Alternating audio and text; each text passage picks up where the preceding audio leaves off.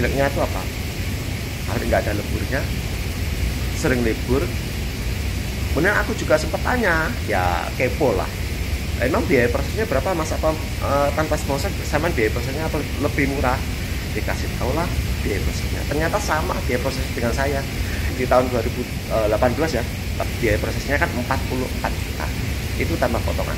Nah aku tanya ke dia, ternyata sama 44 juta, dan pabriknya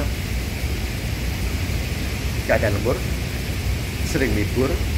Kalau misalkan kita mungkin biayanya pengen biaya yang lebih murah, ya jangan kebanyakan calo. Tapi kita nggak tahu kok itu calo yang berapa, calo yang pertama, yang kedua, kita juga nggak paham.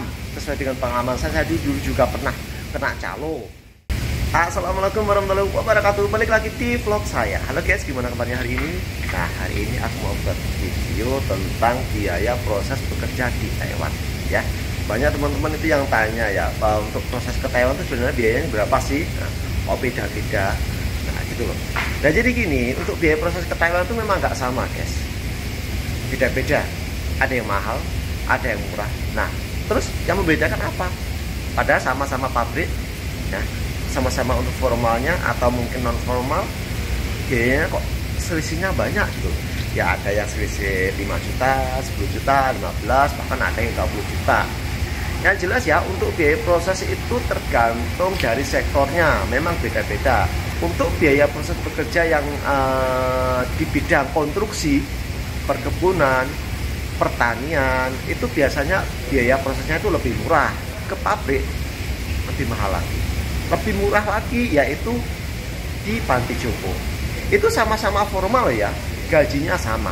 Nah, sesuai dengan standarnya atau UMR yang ada di Taiwan. Untuk saat ini gaji untuk sektor formal ya seperti pabrik, panti jompo, konstruksi, pertanian, perkebunan itu sebesar 27.470 NT kalau nggak salah ya. Ya sekitar 27.500-an lah.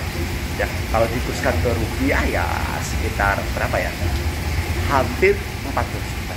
Itu kalau kurs $1 atau $1 Taiwannya itu 500 rupiah ya. Itu kalau dikurskan yang 27.470 NT itu sekitar hampir 14 juta. Ya 13,5 juta lah kurang lebihnya ya. Untuk biaya prosesnya beda-beda ya. Apa yang membedakan? Yaitu ya mungkin lewat jalur sponsor dari tangan pertama, tangan kedua, tangan ketiga, alias calo ya. Seperti ini alasannya kenapa beda. Sebenarnya PT itu kurang lebihnya tuh biaya prosesnya itu sama. Yang membedakan ya mungkin dari lokasi jaraknya juga karena terlalu jauh, kemudian lewat jalur sini, lewat sponsor sini, PL sini, ya otomatis kan ya minta komisi ya kan. Yang jelas untuk biaya prosesnya beda-beda, tapi kurang lebihnya ya hampir sama lah. Ada selisih 5 juta, 10 juta ya sudah lumrah.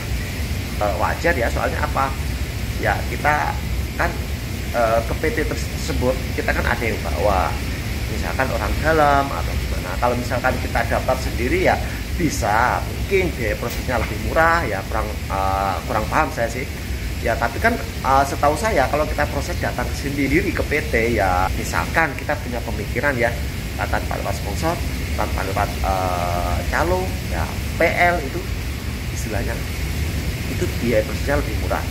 Tapi belum tentu kita bisa selancar seperti teman-teman yang lewat sponsor. Karena apa? Job itu biasanya tuh lebih cepat lewat sponsor. Karena apa? Sekali lagi, sponsor itu adalah orang yang membantu kita untuk proses ke PT tersebut ya.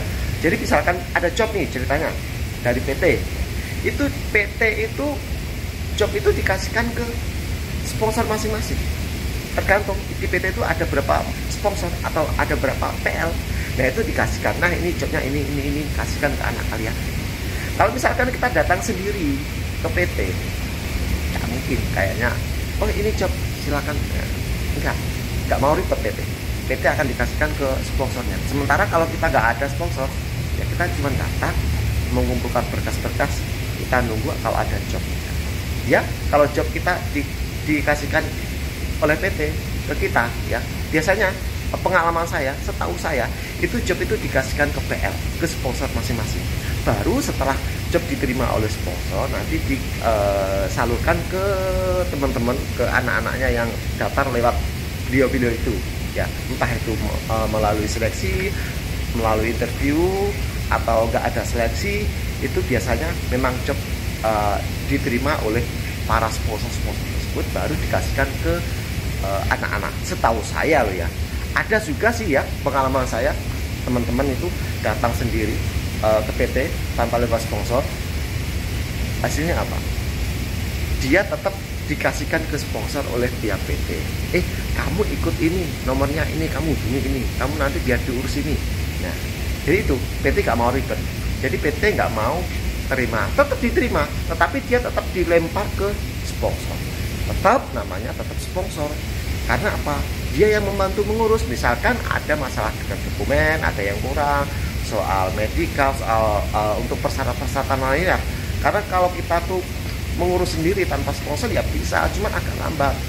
PT juga nggak mau ribet, dia nanti diurus oleh pihak sponsor. Ya meskipun kita datang sendiri itu dokumen-dokumen, berkas-berkas sebenarnya sudah oke, sudah semua sudah ready, belum tentu kita bisa selancar seperti teman-teman yang melalui sponsor. Kemudian saat kita daftar ke PT tanpa sponsor, belum tentu kita dapat biaya prosesnya itu lebih murah. Biasanya setahu saya, pengalaman saya yang saya tahu dari beberapa teman, itu ditarik biaya yang sama. PT tetap memperlakukan adil. Jadi misalkan kita daftar lewat sponsor, biayanya misalkan 60 juta. Kita daftar sendiri, kita kan bayangan kita, nanti siapa tahu kita daftar ke PT sendiri tanpa sponsor, tanpa PL, tanpa calo, kita nanti dapat biaya proses lebih murah, yaitu mungkin sekitar bisa 50 juta atau 45 juta. Nggak jamin, biasanya tetap ditarik biaya yang sama ya. Dan pengalaman juga, saya juga punya kenalan dari teman saya juga, sama-sama lihat. Jadi dia tuh daftar ke PT itu ya sama lah, PT dengan saya, itu daftar sendiri, tetap dikasih job. Apa hasilnya? Jobnya jelek. Jeleknya itu apa? Hari nggak ada leburnya, sering libur. Kemudian aku juga sempat tanya, ya kepo lah, emang biaya prosesnya berapa mas, apa tanpa sponsor sama biaya prosesnya apa lebih murah? Dikasih tahu lah biaya prosesnya, ternyata sama biaya proses dengan saya. Ya waktu itu di tahun 2018 ya, kalau ingat saya ya, saya kan proses di sini kan tahun 2018, itu biaya prosesnya kan 44 juta, itu tanpa potongan. Nah aku tanya ke dia, ternyata sama 44 juta. Dan pabriknya gak ada lembur, sering libur ya, akhirnya apa ya, seringlah takong-takong ya, padahal biaya prosesnya sama dengan saya. Nah itu. Kemudian lanjut lagi untuk biaya prosesnya yang beda-beda itu, yaitu biaya prosesnya itu beda-beda. Kadang itu tergantung kita lewat calo si A, B, C, itu kan otomatis kan minta komisi masing-masing ya, entah 1 juta, 2 juta, 3 juta, kan kita juga nggak paham. Itu yang mempengaruhi biaya prosesnya itu beda. Nah kalau misalkan kita mungkin biayanya pengen biaya yang lebih murah ya, jangan kebanyakan calo. Tapi kita nggak tahu kok itu calo yang berapa, calo yang pertama, yang kedua, kita juga nggak paham. Sesuai dengan pengalaman saya dulu juga pernah kena calo. Kukira beliau itu adalah PR atau sponsor dari pihak PT, ternyata masih calo. Baru setelah kita dibawa oleh calo, kita dikasihkan ke sponsor baru ke PT. Itu kan udah jalan dua. Otomatis kan yang pertama, yang calo kita kan nggak mungkin nggak dapat komisi ya, entah berapa itu pasti dapat. Itu yang mempengaruhi biaya proses kita tuh agak membengkak. Ya sebenarnya PT tuh enggak kok, kalau dibilang mahal tuh rata-rata sudah mempunyai harga yang standar ya, enggak terlalu beda jauh lah antar satu PT ke PT yang lain. Itu yang mempengaruhi sekali lagi itu adalah sponsor ataupun PL ataupun calo. Lebih-lebih kalau kita tuh lewat beberapa calo ya, itu jelas biaya prosesnya tuh kita lebih membengkak. Ya kalau misalkan kita biaya prosesnya agak mahal sih, menurut saya sih kalau pabriknya bagus, pabrik bonafit, lemburan banyak, itu nggak masalah, nggak terlalu berpengaruh. meskipun kita nanti kena ongkos beberapa calo. Kalau udah kita datang proses ke Taiwan itu biaya prosesnya mahal, tiba-tiba saat kita bekerja di Taiwan itu pabriknya nggak ada lumpurnya tuh lebih ngenes, lebih miris. Udah kita bekerja di sini misalkan lewat jalur potongan, potong gaji setiap bulannya, kemudian pabrik nggak ada lumpurnya, ya gimana, susah. Ya jadi itu ya, untuk biaya prosesnya itu memang nggak sama. Itu yang mempengaruhi, yaitu kita mungkin salah orang, salah lewat beberapa calo. Ya kalaupun kita pengen biaya lebih murah, kita datang sendiri ke PT bisa juga, tetapi belum tentu kita datang sendiri ke PT itu dapat biaya prosesnya lebih murah. Ya sesuai dengan pengalaman saya itu biaya prosesnya itu disamaratakan, dipukul rata, nggak dibedakan. Yang ada nanti justru kita lama untuk dapat jobnya. Beda kalau kita lewat sponsor, berarti kita pasrah aja lewat sponsor. Nanti semuanya akan diurus. Karena apa? Sepengetahuan saya, job itu dari PT itu dikasihkan ke sponsor atau ke PL. Baru dari PL, dari sponsor itu dikasihkan ke anak-anaknya yang baru datang. Entah itu melalui interview atau itu harus seleksi dulu.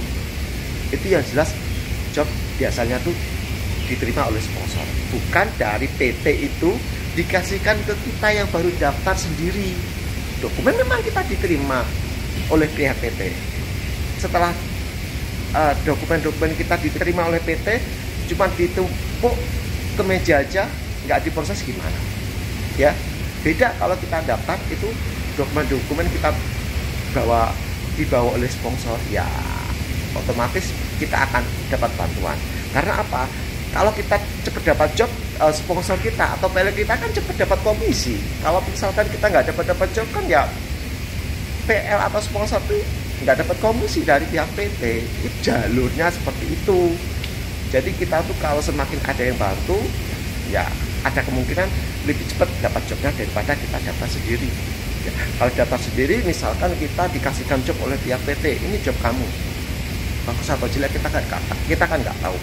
Kita kalau terlalu banyak tanya ke pihak PT, iya kalau dijawab, PT-nya iya kalau mau menjawab, kadang PT-nya juga nggak tahu. Beda kalau kita tuh lewat sponsor, misalkan oh kita sharing-sharing deh, tanya-tanya, oh ini mungkin.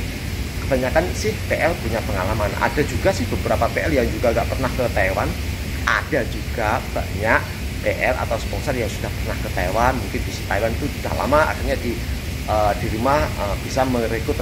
Itu biasanya kita bisa memanfaatkan atau kita bisa sharing-sharing, oh job ini seperti apa, pabriknya bagaimana, apakah untuk pabriknya banyak yang bagus atau gimana. Intinya kita bisa sharing lah, tanya-tanya ke pihak sponsor kita. Tadi nggak sama ya, untuk pihak sponsor atau pihak PL itu pernah di Taiwan atau belum. Ada juga beberapa PL yang nggak pernah ke Taiwan, cuma jadi sponsor aja. Ya mungkin kalau kita dapat PL atau sponsor yang nggak pernah ke Taiwan, kita mau sharing-sharing gimana, orangnya aja belum pernah ke Taiwan, ya kan? Ya hanya lewat dokumen, data-data ini pabriknya ini kan cuman lewat berkas, lewat kertas, ya kan? Nggak tahu juga. Beda kalau lewat sponsor atau PL itu yang udah lama di Taiwan, itu kita bisa sharing-sharing, kita bisa tanya-tanyakan jobnya itu seperti apa. Ya, itu ya teman-teman. Untuk biaya prosesnya intinya nggak sama tiap PT, cuman yang membedakan mungkin kita lewat beberapa calo, mungkin lewat beberapa sponsor itu. Terkadang ada kendala dokumen-dokumen, kita harus mengurus ininya nggak ada, ininya nggak ada, harus tambah biaya lagi. Itu ya sedikit sharing saya, semoga ini bermanfaat. Jika ada pertanyaan dari teman-teman silahkan tulis di kolom komentar, dan buat teman-teman yang belum klik tombol subscribe-nya silahkan ditombol. Nah gitu aja ya. Wassalamualaikum warahmatullahi wabarakatuh.